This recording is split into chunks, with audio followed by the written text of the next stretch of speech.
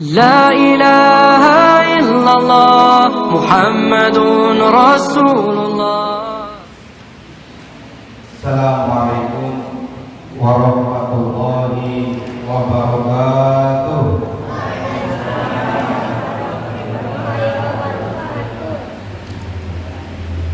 Bismillahirrahmanirrahim. Innal hamdalillah nahmaduhu wa nasta'inuhu wa nastaghfiruh wa na'udzu billahi min shururi anfusina wa min sayyiati a'malina. May yahdihillahu fala mudilla lahu wa may yudlilhu fala hadiya lahu. Asyhadu an la ilaha illallah wa asyhadu anna Muhammadan abduhu wa rasuluh.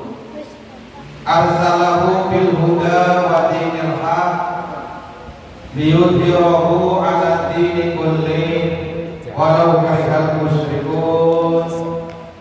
Asyhadu an la ilaha illallah wa asyhadu anna Muhammadan abduhu wa rasuluh.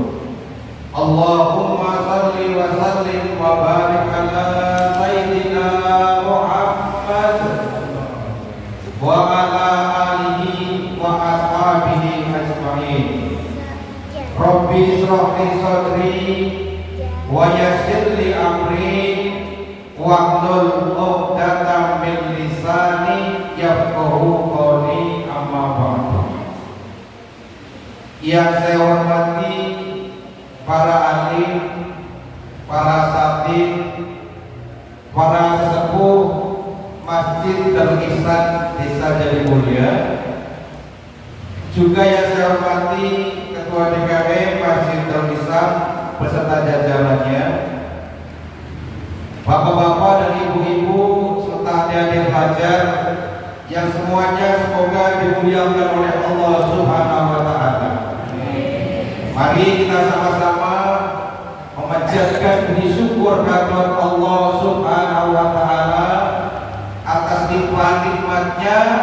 Alhamdulillah, hari ini kita bisa menunaikan kewajiban kita, yakni menjalankan ibadah sholat subuh dengan berjamaah, dan insya Allah hari ini kita akan melaksanakan ibadah puasa pada hari yang ke-25.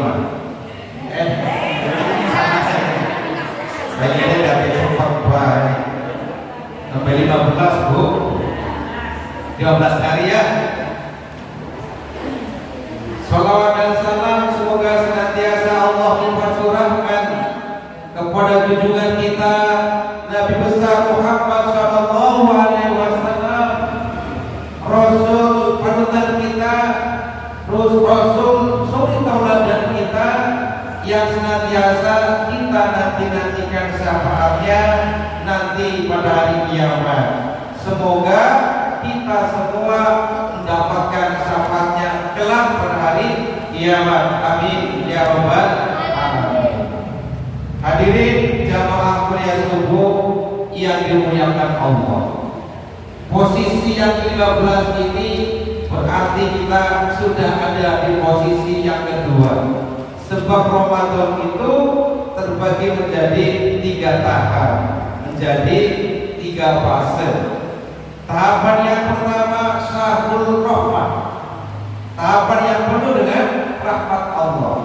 Yang kedua satuhu maghfirah, dan tahap yang keduanya adalah tahapan yang penuh dengan ampunan, yakni tanggal 11 sampai tanggal 20. Maka dari itu, di saat-saat kita akan mengakhiri Ramadan, kita seharusnya semakin memperbanyak ibadah kepada Allah.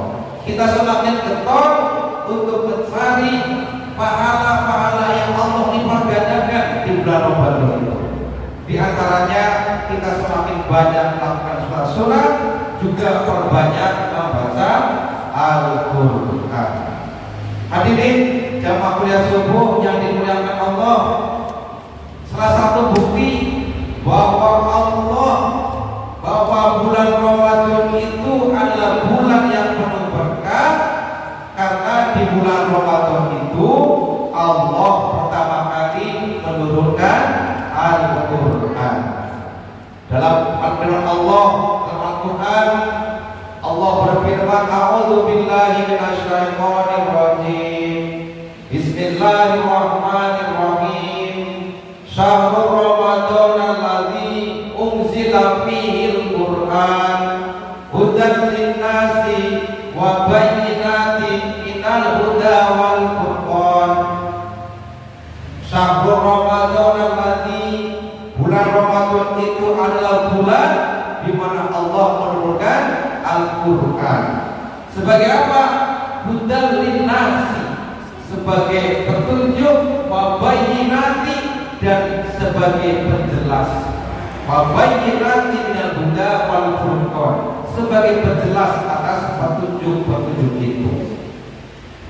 Kalau pertanyaannya, untuk apa sih Allah menurunkan Al-Quran?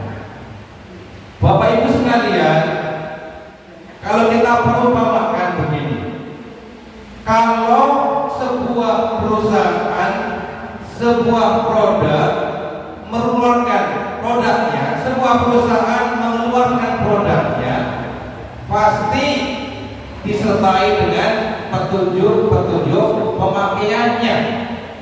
Bapak Ibu beli mobil atau beli tulisannya Android, catatan cara pemakaiannya pasti ada ya. Kita beli motor, pasti di dalamnya ada petunjuk tata cara pemakaiannya. Beli kulkas pun kita diberikan cara pemakaiannya. Semua alat elektro itu biasanya bakal keluar disertai dengan tata cara pemakaiannya. Kalau kita menuruti aturan-aturan yang dikeluarkan oleh perusahaan itu, maka kita akan awet memiliki barang tersebut.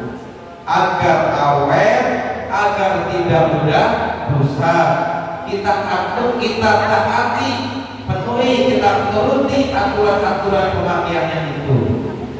Nah, begitu juga Allah menurunkan Al-Quran. Allah menciptakan manusia, Allah juga memberikan tuntunannya.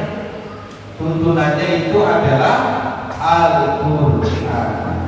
Kalau kita pengen hidup selamat, baik di dunia maupun di akhirat, kita harus berpegang teguh kepada Al-Quran.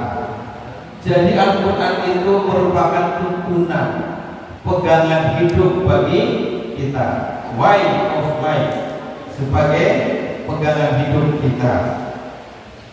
Hadirin, selain Al-Quran itu menjadi pedoman sebagai tuntunan, Al-Quran itu juga di dalamnya penuh dengan ilmu pengetahuan. Banyak ilmu pengetahuan yang bisa kita ambil dari Al-Quran. Bahkan banyak sekali mukjizat Al-Quran di dalam penemuan ilmiah. Contohnya begini, dulu itu ada seorang ahli selam itu pernah menyelam di dalam laut. Kaget, penyelam itu berasal dari Prancis, namanya Jacques Piscaster. Ia itu adalah seorang ahli selam yang terkemuka dari Prancis. Dia itu adalah seorang yang lahir pada tahun 1910. Tepatnya dia itu lahir pada tanggal 11 Juni 1910. Dia itu meninggal pada tanggal 25 Juni 1997. Ia pernah menyelam ke dalam laut, dan di dalam laut itu ada air yang tawar. Ibu-ibu, bapak-bapak, tahu nggak air laut itu rasanya apa? Asin.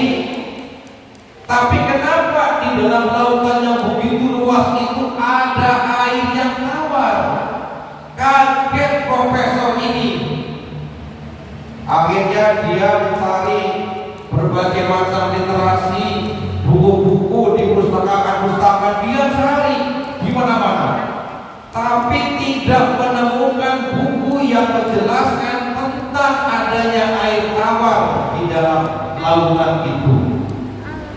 Akhirnya suatu ketika profesor ini bertemu dengan seorang profesor muslim, ketemu kalau profesor tak beragama Islam, bertanya kepada profesor muslim itu. Dia menceritakan perihal yang ada di dasar laut itu ada air tawar. Mendapatkan cerita itu, profesor itu ingat Quran surat Ar-Rahman ayat 19 dan ayat 20. Oh, kalau begitu coba Tuhan lihat di dalam kitab suci saya Al-Quran itu menjelaskan marojal bahraini yaltaqiyan, itu Quran surat Ar-Rahman ayat 19. Kemudian di ayat yang ke-20-nya bainahuma barzahul la yabghiyan, marojal bahraini yaltaqiyan, dia Allah membiarkan dua lautan itu mengalir, yang keduanya bertemu. Bainahuma, di antara keduanya itu barzahul la yabghiyan, ada batas yang tidak dilampaui masing-masing.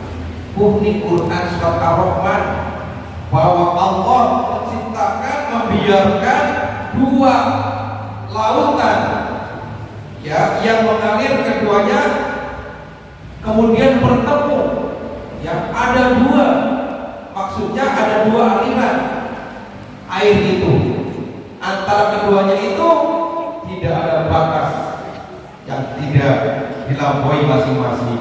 Jadi ada batas yang sehingga menyebabkan air itu tawar, tidak asin.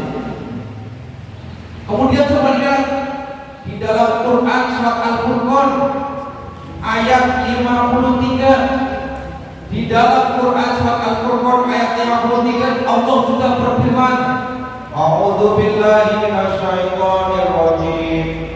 Bismillahirrahmanirrahim. Wa huwallazi marrajal bahrain. Hadza aqun furatun, hadza aqun furatun wa hadza milhun ujaj. Wa ja'ala bainahuma barzahun wa bidrun mahjurun. Di dalam Quran surat Al-Furqan ayat 23 Allah berfirman, wa huwallazi marrajal bahrain, dan dialah Allah yang membiarkan dua laut mengalir. Ada akun yang berdampingan ini, yang ini ada akun kuratun, yang ini rasa asin dan tawar, yang ini rasanya tawar. Ada akun kuratun, yang ini terasa tawar dan segar. Wa hadza milhun ujaz, dan yang ini terasa asin dan sangat pahit. Jadi ayat ini menjelaskan bahwa Allah membiarkan dua air itu di dalam laut itu, yang satu asin, yang satu tawar, lezat, yang satunya asin. Ini ada di Quran surat Al-Furqan ayat 53. Jadi cocok gak ini Al-Quran dengan kenyataan? Cocok ya, bahwa Al-Quran ini cocok sekali. Makanya profesor yang tadinya non-Islam melihat kebenaran ini, masuk agama Islam. Ini karena kebenaran Al-Quran. Dan masih banyak lagi. Ada juga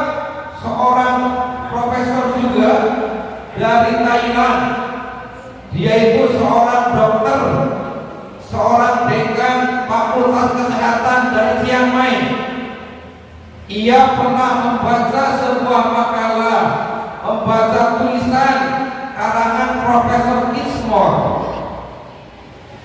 Tulisan karangan Profesor Kismore ini dia baca. Isinya apa? Isinya menjelaskan tentang anatomi manusia, tentang kulit manusia. Di dalam ilmu biologi itu dijelaskan Bapak Ibu sekalian bahwa kulit manusia itu terdiri dari 3 lapis. Kulit yang ada di tangan kita ini terdiri dari 3 lapis. Secara ilmu biologi, lapisan yang pertama namanya lapisan dermis. Lapisan yang kedua namanya epidermis. Dan lapisan yang ketiga namanya subcutis. Di dalam ilmu biologi dikatakan kalau kulit yang pertama, lapisan yang pertama dan yang kedua itu kena api, terbakar, itu terasa panas. Gimana? Panas kan? Bahwa kulit kita ini panas, panas. Tapi itu di lapisan pertama dan kedua. Nanti kalau sudah semakin dalam, itu tidak terasa panas lagi. Pada lapisan subcutis, lapisan yang ketiga, kalau kena api itu tidak panas lagi. Makanya kemudian tulisan ini dilengkapi dengan Quran surat An-Nisa ayat 52. Coba nanti Bapak Ibu lihat Quran, kalau lagi baca di Quran surat An-Nisa ayat 52 itu Allah berfirman, innalladzina kafaru bi ayatina sawfa nuslihim naro kullama nadijat juluduhum baddalnahum juludan ghairuha liyadzuqul azab. Innalladzina kafaru, sesungguhnya orang-orang kafir, innalladzina kafaru bi ayatina, sesungguhnya orang-orang yang mengingkari ayat-ayat kami, sawfa nuslihim naro, nanti akan dimasukkan ke dalam neraka. Kullama nadijat juluduhum, setiap kali kulitnya itu hangus terbakar, badalnahum, kami ganti juludan ghairuha, kami ganti kulitnya dengan kulit yang lain. Kenapa mesti ganti? Liyadzuqul azab, supaya merasakan siksa. Kenapa supaya merasakan siksa? Karena tadi kalau kulit yang pertama dan yang kedua itu terbakar api, itu tidak panas, sehingga enak kalau digelapkan dari kandungan kulitnya. Begitu terbakar, kemudian semakin dalam kan tidak terasa panas. Akhirnya diganti lagi oleh Allah kulitnya supaya apa? Liyadzuqul azab, supaya merasakan siksa. Ini ayat cocok sekali dengan ilmu biologi. Akhirnya Profesor siapa tadi yang baca namanya Tajaten Tahaten, orang Thailand, tadinya non muslim, akhirnya dia masuk Islam dengan kebenaran ayat ini, dan ia mengajak 5 mahasiswanya untuk masuk Islam. Nah, ini kebenaran Al-Quran, ya, sesuai dengan ilmu pengetahuan. Jadi kita butuh meyakini kebenaran Al-Quran. Jadi kalau kita sudah yakin bahwa tahu Al-Quran itu saya petunjuk, ya kita butuh gelem maca Quran. Jangan Quran dibiarkan saja bertumbuh di lemari. Banyak sekali keutamaan orang yang membaca Al-Quran. Apa sih keutamaannya orang yang membaca Al-Quran? Keutamaan orang yang membaca Al-Quran itu, satu, Al-Quran akan menjadi syafaat bagi orang yang membacanya. Syafaat itu artinya apa? Penolong. Jadi nanti pada hari kiamat, kalau kita pengen ditolong Quran, kita kudu baca Quran. Rasul bersabda, Iqra'ul Quran, fa innahu ya'ti yaumal qiyamati syafi'an li ashabihi. Bacalah Al-Quran, karena nanti pada hari kiamat Al-Quran itu akan menjadi penolong bagi orang yang membacanya. Itu yang pertama. Ketika kita mau baca Al-Quran, nanti pada hari kiamat Al-Quran akan menjadi penolong bagi kita. Itu yang pertama. Kemudian yang kedua, setiap huruf Al-Quran yang kita baca akan dilipat gandakan pahalanya. Orang yang membaca Al-Quran itu satu huruf akan mendapatkan 10 kebaikan. Sesuai dengan sabda Nabi, man qara'al Qur'ana, man qara'al kitab Allah Ta'ala falahul hasanah. Man qara'a harfan min kitabillahi ta'ala, barang siapa yang membaca kitab Allah satu huruf, kataballahu, ya, maka dia akan dicatat falahul hasanah, maka ia akan mendapatkan satu kebaikan. Man qara'a harfan min kitabillahi ta'ala falahul hasanati, barang siapa yang membaca Al-Quran satu hurufnya itu akan mendapatkan satu kebaikan. Wal hasanati bi asri amsalihah, dan yang satu kebaikan itu akan dilipat gandakan menjadi 10 kebaikan. Itu satu huruf. Kata Nabi, la aqulu alif lam mim harfun, aku tidak mengatakan alif lam mim itu satu huruf. Alif lam mim itu bukan satu huruf, walakin akan tetapi alifun harfun, alif satu huruf, walamun harfun, mim juga satu huruf, walamun harfun, wamimun harfun, lam satu huruf, mim satu huruf. Jadi maka alif lam mim berapa huruf? 3 huruf. Baru alif lam mim sudah mendapatkan 30 kebaikan. Itu yang baca Al-Quran.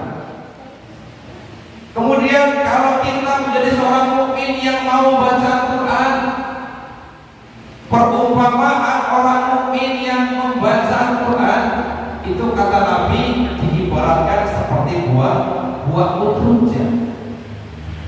Masalul mu'minina alladzi yaqra'ul Qur'ana, perumpamaan orang mukmin yang membaca Al-Quran iku kamasalil utruja, bagaikan buah utruja. Buah utruja itu buah apa? Buah limau, ya. Sebab apa? Buah limau itu rasanya apa? Baunya wangi. Kamasalil utruja, seperti buah utruja, rihuha thayyibun wa ta'muha thayyibun. Buah utruja itu baunya wangi, rasanya manis. Kau bakal sampai nanti wong mukmin gelem baca Quran, baunya wangi, rasanya manis. Tapi dari wong mukmin gak mau baca Quran, padahal sudah bisa baca Quran, tapi masih enggan untuk baca Quran. Kalau seorang mukmin yang tidak mau membaca Quran, itu diibaratkan oleh Nabi seperti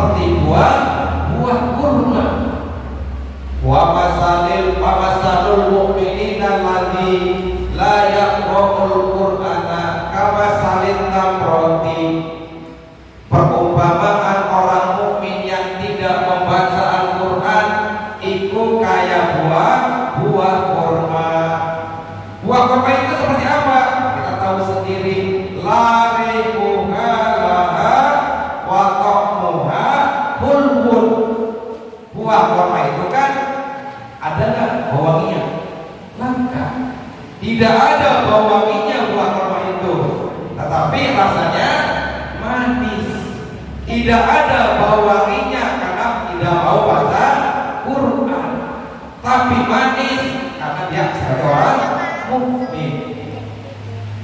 Itu. Jadi bagaimana? Baca Quran atau enggak? Pengen wangi dan manis, ya baca Quran. Dia mukmin, dia baca Quran. Nah sekarang kalau ada orang munafik tapi masih belum baca Quran, kita terlalu meroboh mukmin, gak mau baca Quran. Kalau ada orang munafik mau membaca Quran, itu kata Nabi diibaratkan seperti buah royhana. Wa masalul mu'minina wa masalul munafiqul ladzi yaqra'ul Qur'an. Dan perumpamaan orang munafik yang membaca Al-Quran itu kamasalil royhana, seperti buah royhana. Buah royhana seperti apa? Rihuha thayyibun wa ta'muha murun. Buah royhana itu baunya wangi tapi rasanya pahit. Wangi tapi pahit. Iku wong munafik kan belum baca Quran, masih penting ada bau wanginya tapi rasanya pahit. Kenapa? Dia itu seorang munafik. Dan sudah munafik tidak mau baca Quran lagi. Kalau orang munafik tidak mau baca Quran, itu kata Nabi diibaratkan seperti buah andola. Wa masalul munafiqil ladzi la yaqra'ul Qur'ana. Perumpamaan orang munafik yang tidak membaca Al-Qur'an itu kamasalil andola, seperti buah andola. Bagaimana buah andola itu? Rihuha laha rihuha, tidak ada bau wanginya, wa ta'muha murun, dan rasanya pahit. Itu buah andola. Munafik tidak mau baca Quran, itu seperti buah andola yang tidak ada wanginya dan rasanya pahit. Jadi kita pengen pribadi, kan bau apa? Apakah manis? Apa wangi plus manis? Manis. Wangi plus Manis. manis. Yang butuh iman, butuh baca Quran. Ya. Aja waktu nikahi bae, mas kawine Quran dan seperangkat alat sholat. Begitu kawin, Qurannya beli dibuka-buka. Kalau dibuka apa ya? Al-Qurannya dibuka, ya dibaca. Karena kalau kita mau membaca Al-Quran itu akan membersihkan hati kita. Hati kita ini kotor betul. Oh, kita sering iri. Ya, ada tetangga yang punya kenikmatan banyak, kita iri. Itu penyakit hati. Suka ngomongin uang, itu penyakit hati. Kalau pakaian dicucinya dengan air, dan kalau hati, gimana cara mencucikannya? Cara mencucikannya diantaranya dengan baca Quran. Tetapi kan kita nggak ngerti artinya. Walaupun kita baca Quran, entah tahu artinya ataupun tidak tahu artinya, orang baca Quran itu tetap oleh pahala dan ada manfaatnya. Dulu itu di Amerika pernah ada seorang kakek tua, kalau pagi kan baca Quran, dan esok di sandingnya itu cucunya yang masih kecil. Dia rajin baca Quran, butuhe terus dengarkan. Tentunya kalau kita sering dengan contoh, anak pun akan tiruan. Makanya kita beri contoh yang baik pada anaknya. Kakeknya rajin baca Quran, anaknya pun senang mendengarnya dan kepengen bisa baca Quran. Si butuhnya itu yang masih kecil ngomong, kakek baca Quran, tahu nggak artinya? Tidak tahu. Wah, baca Quran tapi nggak tahu artinya. Coba kek, bisa baca Quran juga, tapi nggak tahu artinya. Apa? Iyalah, baca Quran nggak tahu artinya. Ya sudah kalau begitu. Si kakek tua ini namanya juga orang tua ya, tidak jawab, nggak marah, dikatain tidak ada manfaatnya oleh musuhnya. Itu kakek yang bijak. Bagaimana jawaban si kakek atas perkataan cucunya? Percuma kek, sia-sia masa Quran juga, karena tidak tahu artinya. Akhirnya jawaban kakek itu tidak dengan ucapan, tapi dengan perbuatan. Ya sudah, ini saja cukup. Sekarang kamu ke sungai, ambil air dengan keranjang. Keranjangnya itu bekas mengambil batu bara, karena kakek ini kerjanya tetap menjalin batu bara, penuh dengan kotoran bekas batu bara. Ambil air di sungai dengan keranjang ini. Nurut bonsai yang masih bonsai, mangkat ke sungai.